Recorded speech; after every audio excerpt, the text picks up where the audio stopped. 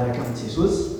dia ireo itoeran'ny fanahy-masina zany dia tokony tsisy an'izany hoe ohatrany tsy tafipetraka mihitsy zany ianao rehefa itoeran'ny fanahy-masina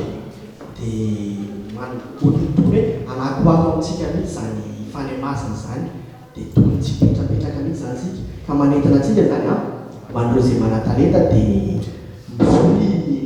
ny chorale ho an'izay manam-peo dia ho an'ny ankizy rehetra kokoa andro jeune sy ny tariny dia manentana anareo mba mahiditra ao amin'ny asan'ny fiangonana